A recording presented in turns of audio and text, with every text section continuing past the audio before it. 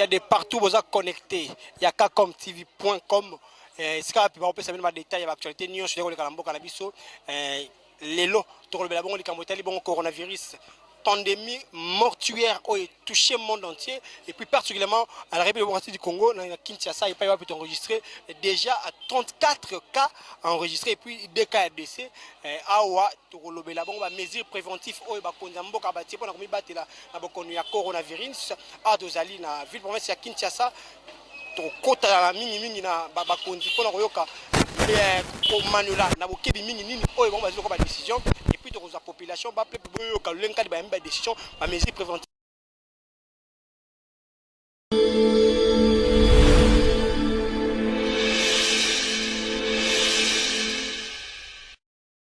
Papa. Bote la papa journaliste. Pour le confinement, le gouvernement lobby que ba magasin sauté kangama et puis bateau ba hote kabilo ka kulia nde bateke pona yo lobby ni moni décision les andengeni. Bon, décision na bango eza bien mais faisait la base ya onembango. Comment ba magasin te kate biloko ya ko bato biloko kolia bateka. Bo biloko ya kolia yango et tout isaka batu te. Kaka ba magasin de muté tout isaka batu.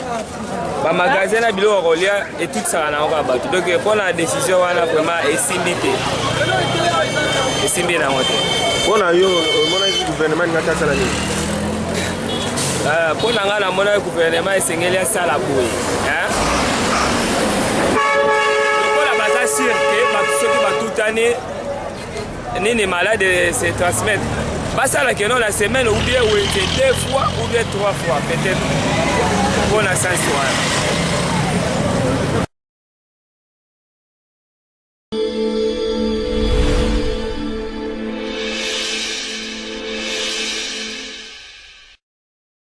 na RDC comment déjà fou si comme malade on est commis boy poto kufa poto pika na poto kufa bako biso fou le RDC poto kufa poto pika quand il a fait na 5500 500 lelo commis na 9012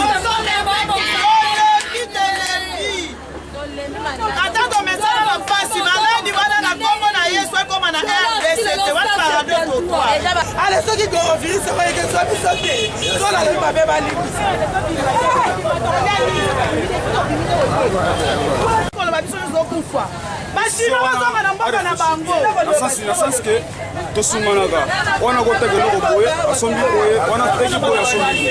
Siko bilamba, et bateka to bilamba bateka te, papa bateka te, et so tegi mutala akoteka lipapa aye asombi nyama. Ategi lipapa asombi huile. Ategi lipapa asombi bo. Siko tango privé. En tout cas, idée wana peut-être bien. Gouvernement a luka façon mususu ya ko protéger biso. To mona ba pays mususu libanda. Tant que va des gouvernements sur décision moko boye, on a petit peuple a bonse bango pe calcul moko boye pour la petit peuple. Da ba pays mususu d'autres la biso nyoso d'autres la biso na bango d'autres la ba pays libanda. Mais ba ta ba sur décision que petit peuple a ça la boye. Bango ba bongisi ni pour la petit peuple. Bon. Tozala na ba provision na ba palette. Tokoma na biso na tongo bimi oluki mama tembela bana. Na tongo bimi oluki mama tembela bana. Siko to vivre ndenge ni. Place wana na koma. Sale fort maloba o ekomela ba police.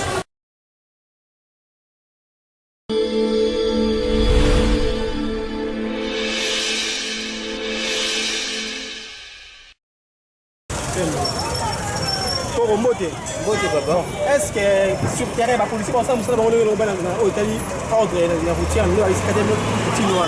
bon, premièrement, la ZAP est disponible pour la refonte de mon touté.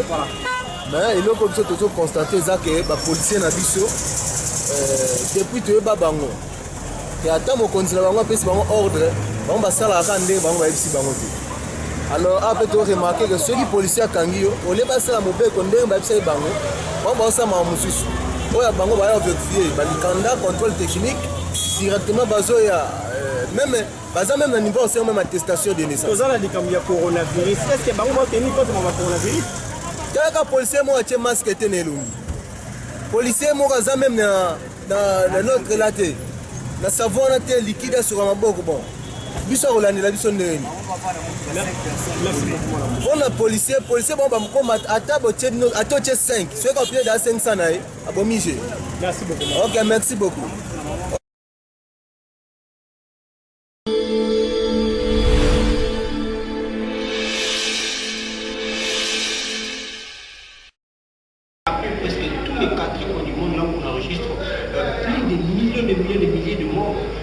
Avec tous ces pays-là qui sont touchés.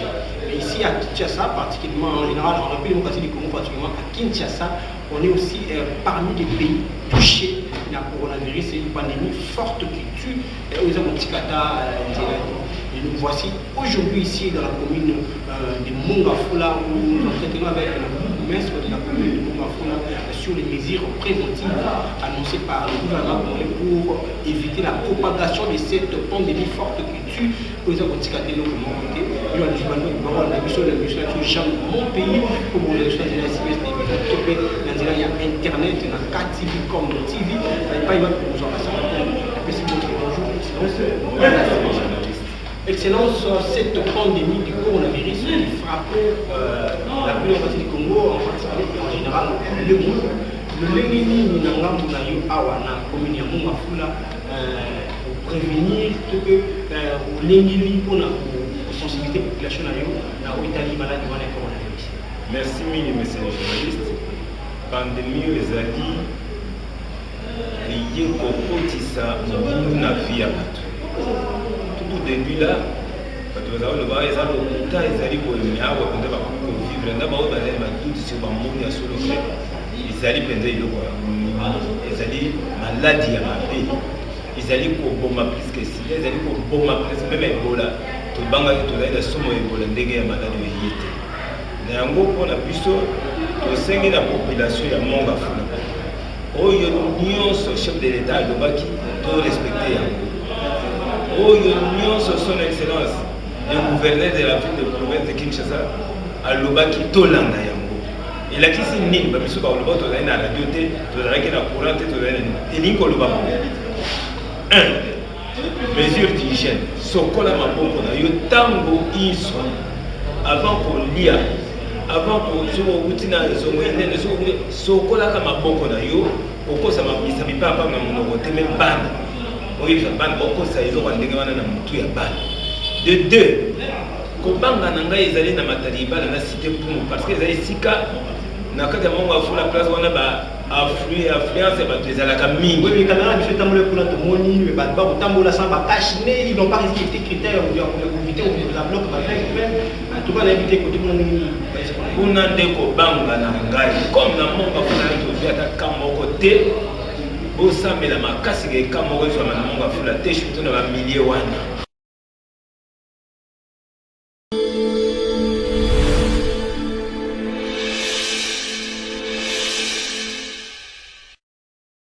Bande Kobalandi ya comme TV, comme vous qui nous suivez de partout au monde, aux États-Unis d'Amérique, en France, Belgique, Italie, et puis dans la province de la République démocratique du Congo, Mbote, puisque nous sommes besoin et nous sommes vous a branché, connecté pour la Rwanda Bisso, de partout aux Rwanda Bisso. Et merci de nous avoir donné confiance et à couper Sarabino détails sur les actualités qui touchent notre pays, raison pour laquelle notre émission est intitulée J'aime mon pays parce que c'est le Nimbo Kanayo, à la in, sur tout ce qui se passe en Italie et Colo, merci, abonnez-vous, n'hésitez pas de vous abonner pour avoir des détails sur toutes les actualités autres on décortiquer ou on retoucher Mboka na biso awalelo na yambi pona bino Mosali na Nzambe le pasteur Lucien Bomengo ou azali l'un des pasteurs ici en République démocratique du Congo particulièrement à Kinshasa qui prêche l'évangile ou azwa mukumba ya kokamba bana Nzambe disoni to robeta mukuma lelo to yebi biso nyonso bino zo na biso na poto bino na biso ba province partout où vous êtes connectés oui que pandémie ya coronavirus ezali moko ya maladie la plus dangereuse au ezobo makasi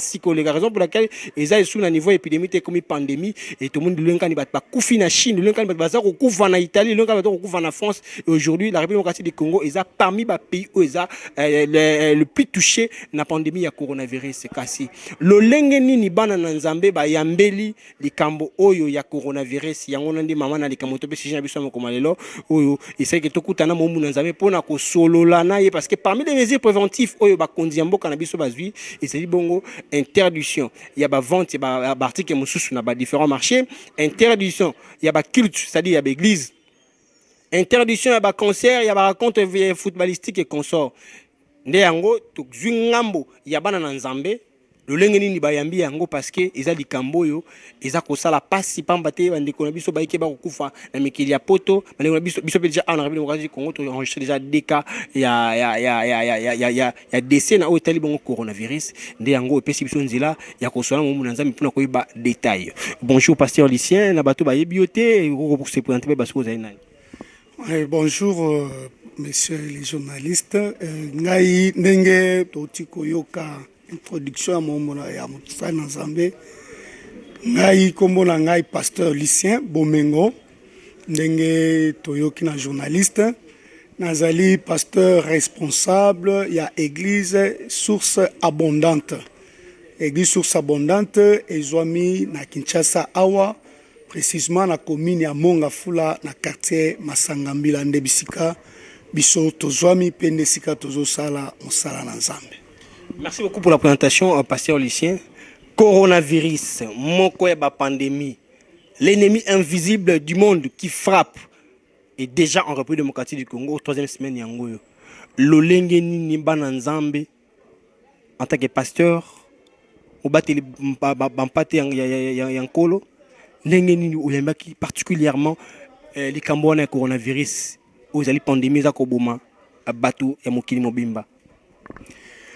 Merci ndeko na ngai nayebi que pandémie oyo ndenge ezoloba mapezu ampleur makasi na koloba ke biso nyonso peut-être tozalai koyoka ngo soit na musika ou soit toye koyoka ngo mbala moko ekwei lokola kake na bato oyo bayebaki na ba oyo bayebaki te toye koyeba ngo biso nyonso.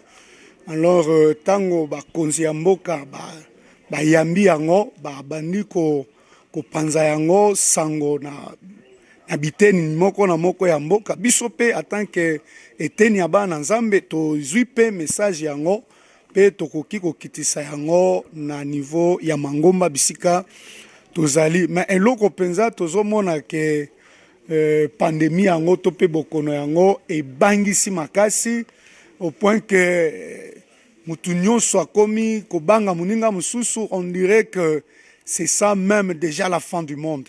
Donc toyambi yango lokola batu nyonso pe tozali kosalela yango ndenge bakonzi ya mboka bazali kokamba biso na niveau pe ya spirituel toza pe na lolenge oyo tozomema pe na losambo pe kolendisaka bana Nzambe po ete toyeba na komibatela. Pasteur Lucien boyambi yango lolenge kani bakonzi banonsaki kasi pandémie ya coronavirus, comme on connaît sa force, comme on connaît ses œuvres, me dit pourquoi on a l'impression comme si banana Nzambe bapanzi garde ninge bakino walobaka bana poto bolanda biso na Belgique na Italie bana Espagne bino bozili ba rolanda biso parce que vous êtes connectés bakino awa bapanzi garde. Donc les chrétiens ya Kinshasa bapanzi garde. C'est comme si tous en Armageddon tout fait du monde pasteur. Est-ce que coronavirus c'est le kinkolo pour bakino bapanzi garde? Bon, coronavirus et le kinkoloté. Na kanisi ba sa na Nzambe mususu ba kolanda biso pe ba na Nzambe bazolanda biso. Moi je pourrais dire que ceux qui bana na Nzambe lelo ba panzi garde, c'est parce que ba na Nzambe n'ont pas été préparés. Donc ce sont des signes oyo ezali parmi ba signes à temps de la fin nege toki koloba, mais l'église n'est pas tellement préparée par rapport à ça. Yango tango coronavirus est tellement l'église ezala qui préparée, je dis de ban ensemble en général, ezala qui préparée, yango ba panzi garde.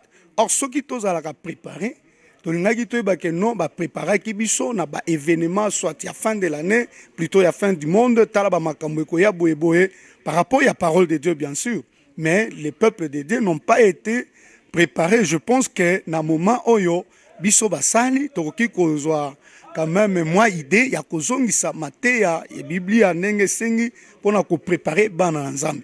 puisque oyo ezali ebandeli mais après oyo mususu ekoya parmi basini attend de la fin zebele soki tobandi kopanza garde na oyo bongo ekoya lobi. Donc le problème eza bana nzambe te eza biso bato toteyaki topreparaki mpenza bana nzambe te na makambo ekoki koya na monde pe na lisanga na bana. Maman na likambo ezali boye. Quelle attitude qu'elle devait afficher les chrétiens face à cette pandémie forte et meurtrière du coronavirus, allais-je dire, en tant que mon bon Nzambe, qui préparait le lobby, Kassi, n'est commis, pour déjà essayer commis. Les Français disent les vins tirés, il faut les boire. Coronavirus, c'est commis déjà dans mon Kili et commis dans Congo. Nous avons déjà des cas d'essai et j'informe aussi l'opinion, que les deux nouveaux cas, le ministre de la Santé, le docteur Etienne Longolo, avait annoncé il y a Lumbashi, l'INRB et donc c'est-à-dire coronavirus c'est côté dans le Lumbashi T. Malgré décision du gouverneur, il y a confinement il y a 2 jours déjà on lobby, il fallait continuer les lots. Donc le ministre l'INRB a confirmé donc il y a pas coronavirus à Lubumbashi donc bana Lubumbashi pose à la calme ils en ont comme nous connaissons pasteur. Attitude nini oyo bana na nzambe bakoki ko afficher na likambo déjà commis pour coronavirus comme bangisa on a passé musipe oteya nzambe na leki mais on a yona na kashine nzambe na leki est-ce que réellement bobangi wana ya bana na nzambe bangisi bino ba passer ate bon question à liboso ce qui coronavirus est bangisi bon je sais pas ça dépend de la foi d'une personne à une autre.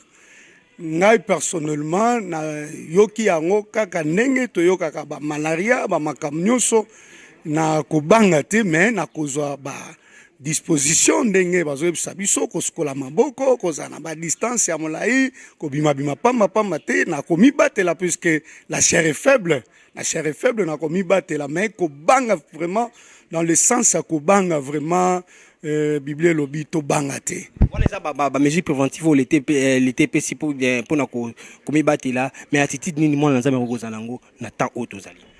Attitude ya malamu mwana nzambe akoki kozala nango ezali ya kozonga na maloba na nzambe.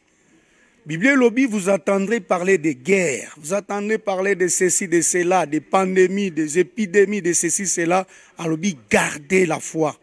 Prenez courage, je vaincu le monde. Attitude bananza metoko zanango ezali a ko battre la kondima na biso kondima que Christ en nous l'espérance de la gloire. Si Christ a vaincu à la croix, il vit en nous biso petoki kolonga et pandémie oyo eye mais za liboso te ba pandémie ya ba épidémie ya ba mususu peza nango là sur terrain mususu esili mususu pesili te ezanango mais lokola totiango pe kate tozota mwana foi omoni ke totomboli yango te mais oyo lokola etombami yango elingi etufe foi mais attitude ya mwana nzambe nalingi ke tozongisa foi na biso na esika na yango tozongisa kondima nzambe oyo tozosambela aza capable ya convaincre maladie aza capable ya convaincre la mort aza capable ya convaincre makambo nyonso oyo ekoki kokomela biso attitude tokozala yango ya malamu eza ya kozala na kondima kozongela nzambe na kati na losambo oyo ezali ya foi to pe ya confiance na nzambe wana je sais que résultat kozala positif soki tozala na kondima puisque la Bible dit que le juste vivra par la foi par sa foi soki ozala na kondima okobika épidémie oyo to pandémie ekoleka mona ke foi na yo ebateli yo foi na yo esimbi yo pe okomona eleki to continuer chemin na biso jusqu'à ce que Christ va revenir jusqu'à ce que mokolo nzambe alobi ke ya yo esili ayo esili mais jusque là bana nzambe to garder foi na biso c'est ça la bonne attitude. Pasteur bandeko na biso bana mboka surtout na internet et za ko sala une makasi balobi ba Christu ya Kinshasa emporté na likambo et ba pasteur ba bomeli bango cop bango pe ba ba mécontentement. Est-ce que parce que ngama ba chrétien ba koloba non pona ni opesi ko sambela nzambe pasteur est-ce que Bible lobi na biso kaka fo sambela na église est-ce que bana na nzambe Bible au pasteur atangaka yango na kana ezala makomi ya nzambe ou c'est la foi ou leur foi est comme perturbée lolenge ni oyambi likambo wana. Vraiment, na bandaki koloba liboso ke bana na nzambangani baza penza na faute te. Biso nde bakambi, biso nde mais likambo komi déjà baza na faute mais likambo komi okopanza garde ne bakino bakapo te nazo bana na bana na nzambe soki likambo ko komi bo préparer te okopanza bana mo garde po bikeno te na préparer te ale obwaki bibe boki boyambi surtout est-ce que ils bon bon bakangi ba église penza te mais ba pekisi kosangana. C'est pour dire que l'église na kanisoko permettre mukena lo batoza na église locale toza pe na église corps de Christ. L'église locale ezali ba masanga na biso oyo balobi to sangana te o tozolo ba na lingala facile que tokangi ba église mais na vrai sens vraiment ba église ekangami tene ba rencontre wana ya bato belé ezali juste mais il y a une église qui est le corps de Christ oyo esangisi ba chrétiens dans le monde entier église wana ko kangama jamais. Donc nous chrétiens nous appartenons à cette église là oyo ekoki ko kangama ba porte te. On peut fermer les portes des églises locales, mais la porte plutôt de l'église, le corps de Christ, l'église universelle, et c'est ce que Christ dit, les portes de séjour des morts ne peuvent donc jamais contre son église. Attitude à moi nanzame, à Kobangate, moi nanzame eba que Bible oyozana ngona ndako, et ma komi oyekomami wana, si la paix, et sur la maladie, sur beaucoup de choses, même sur la mort, même sur la résurrection, sur la fin du monde, et ça na kati ya Biblia na yo. Tanga yango, méditer yango, s'approprier na yango, ekoma ya yo, pe omettre yango en pratique. Sala lo sa monandako. Et kan sangisa bato bazana yo nandako. Parents sangisa bana. Soit te bana bozabino moko, bosangani bosame, le même Dieu va vous exaucer, le même Dieu que nous prêchons à l'église et le même Dieu qui est partout, même dans nos familles, même si tu es seul à la maison, lis ta Bible, prie avec confiance, Dieu va t'épargner de cette pandémie et tu verras que Okozala sauver peut épargner. Un message fort au peuple de Dieu parce que tu dois comprendre la terre, tu dois avoir cravate, tu dois veste, tu touchanete, tu kanganate. Moi je demande toujours aux gens, je dis aux gens, est-ce que ce qui est tout ça va me filer na ba me krakonet to bangani maintenant ekozala boni na ba chege na batama boma parce que parmi les gens au baza atteint même na libana mboka liboma ate liboma ate ça veut dire Dieu est au contrôle comme j'ai toujours écrit dans le net sur Facebook et consort j'ai toujours dit Dieu est au contrôle pasteur pas de tenir compte il y a makamono autre baté ponkolo to baté ba bomba to baté la ba chege bongo biso ba tout ça normal pour la bana parce que au moment où nous parlons bana nzambe ba comme faible.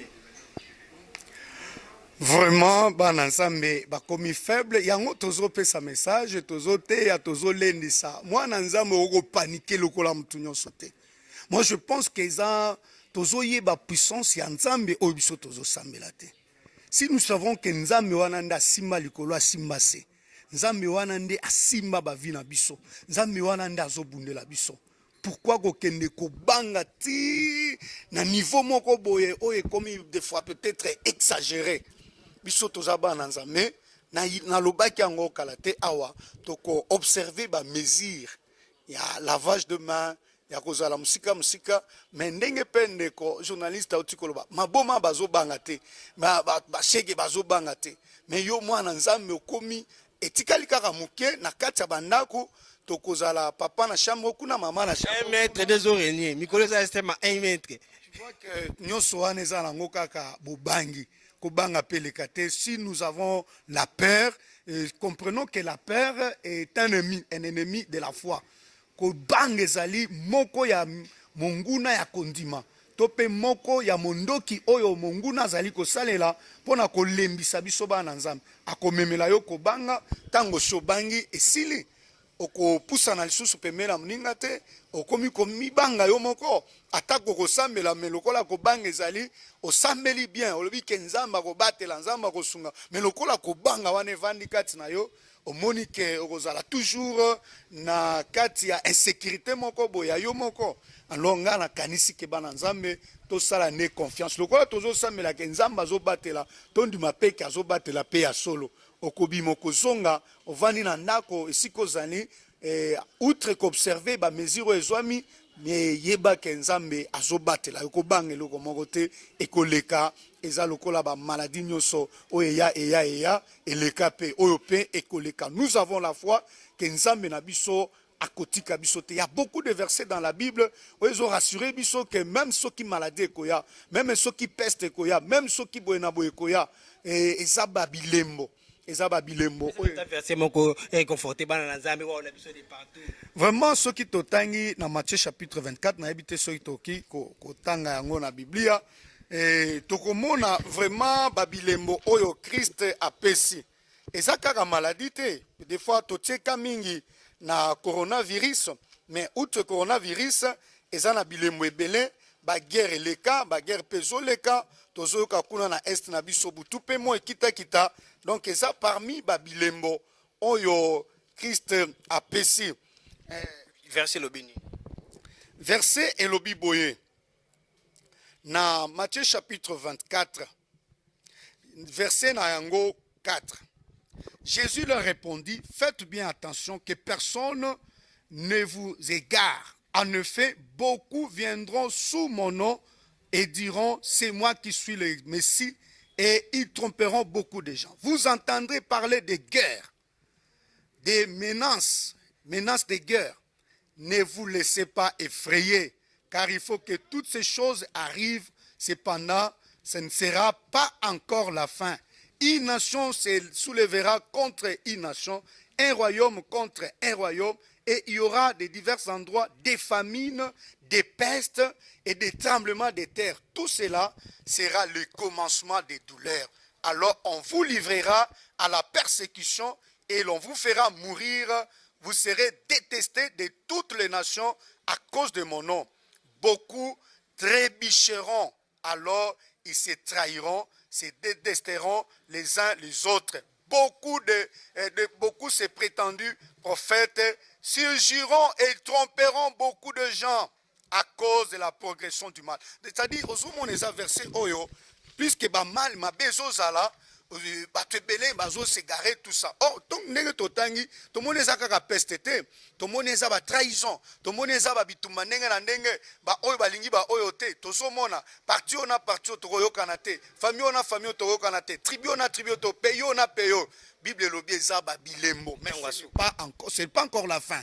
Ce n'est pas encore la fin, mais eza ba bilembo. Ezaba bilembo. Même moi sur azana zemi, ce qui a commis pembeni akobota, ezata musu ba douleur, musu douleur, moi na so ba lukazo za forme, mais ce qui commis suka au moins na passe ko ya ko le kamakasi. Donc o ezaba passe moko ya mike mais ya makasi pe ko kiko ya. Bana nzambe to banga oyote, to sima kondima na biso. Total l'ensemble na biso oyo ekoleka mususu ekoya avec la foi ekoleka mususu ekoya avec la foi ekoleka jusqu'à ce que le temps sera accompli oyo yemoko Christ akoya pour enlever son église ba oyo bazo milengela akoya kozwa bango mais tout ça to banga te. Je suis en train de voir batu bakomi ba prophète ba mususu bazo sala ba calcul ba 666. Bon, c'est bien si c'est l'inspiration de Dieu, mais moi je pense que la Bible a déjà tout dit. Non, prophète Nabiso Lobaki boy. Et Kunaba Lobaki boy. Non, la Bible a déjà tout dit. Et bon, Nabiso Bananzame, tout s'est conformé dans Malobananzame. Il y a des enfants de Dieu, Oyo, Malobanzame, en pratique. Mais c'est que Dadi a dit, c'est que le prophète a dit, c'est que son apôtre a dit, Yangonda Simi Makas. Yangone les Kamumuzus, Yangonda Robert la CT, Bana Poto. Bana partout ailleurs, vous avez Bisso, na États-Unis, na Canada, na Belgique, na France, na Robert la CT. On a Kinshasa dadinde makambo. Donc même si babiso courant bon makaso ki dadabi simba aussi mina papa pour continuer on est bana nanza ba komika na lion. Est-ce que c'est vraiment l'attitude que devait incarner ou afficher un enfant de Dieu?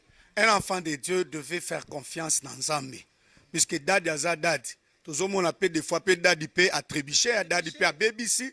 Alors ceux qui confiance dans eza na dadi tangu dadi a BBC donc yo pe olobi bon yekuta BBC bongonga mais ce qui te se comparer par rapport à Christ na maloba na Nzambe na kuyebi ke to kotikala ya kotelema nde na bandaki koloba ata kozala kozongisa ngata nyonso na bandaki koloba ke bana Nzambe falaki to enseigner bango au lieu total sa bana Nzambe Nzambe wa sa souverain total sa ki bana Nzambe dadi bana nzambe bayebi dadi koleka nzambe ye moko bana nzambe bayebi église na bango makasi koleka ba vante église na bango eza construite na marbre eza ceci cela ce n'est pas mauvais eza nango malamu mais plus nous devrions construire notre vie dans la personne de Jésus-Christ.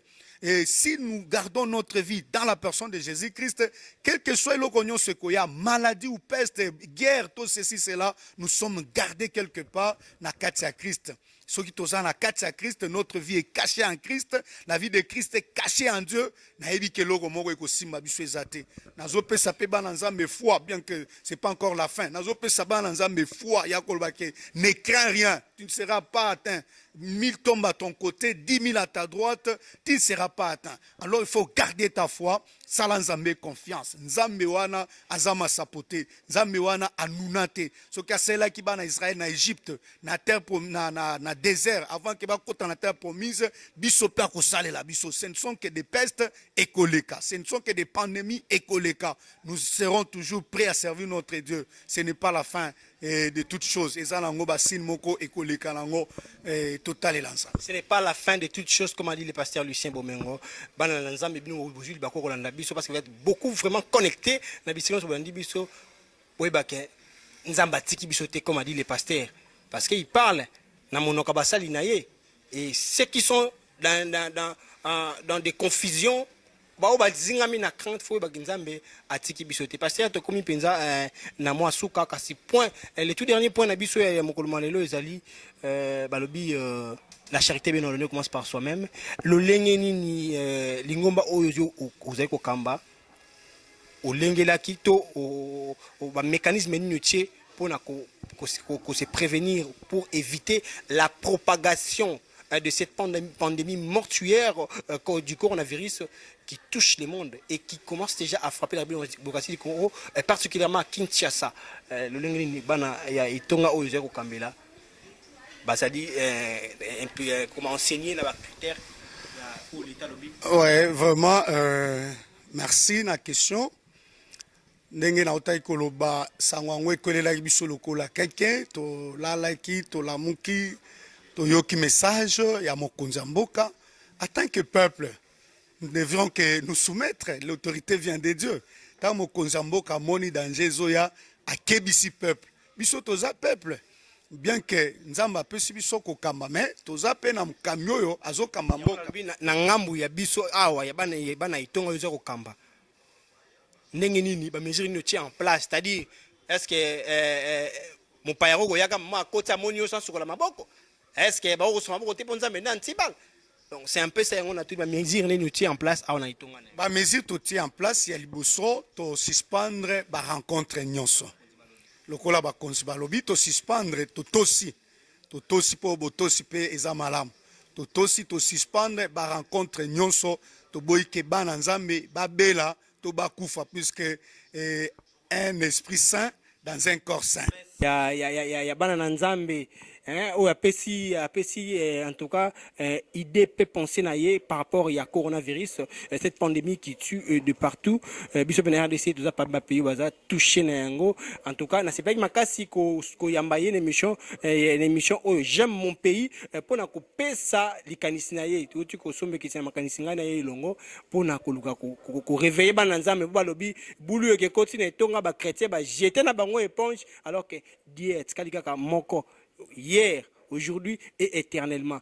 Continuez de vous abonner sur kakomtv.com et pas yoapi tozwami wana kopé sabino basango ya ndenge na ndenge bo s'abonner. Merci Nandeko Divine Kajinga depuis Belgique, merci Nandeko Tabita Mouika depuis Belgique, merci Nandeko Deborah Pedorcas Pompon na Espagne connecté baza rolanda émission Oyo Aline. Merci la grande équipe technique ya kakomtv.com Oyo Nazai Bongo na émission Oyo réalisée par Jonathan Koyabia et puis monté par Bladi Lubaki et puis Ndeko Nabiso Moussa Simbaki caméra Feli Beya Miss Lou Agati Miezi Bazaki wana c'est la grande équipe de votre chaîne Otozawana pour na couper Sabino Basanga ngai wabino Christian Lisuku le vaillant soldat de la presse congolaise na zawana na sima pour na couper Sabino ba détail. Merci botika malamu Kimé Nzambe et Umela Omabota Nabino. Merci.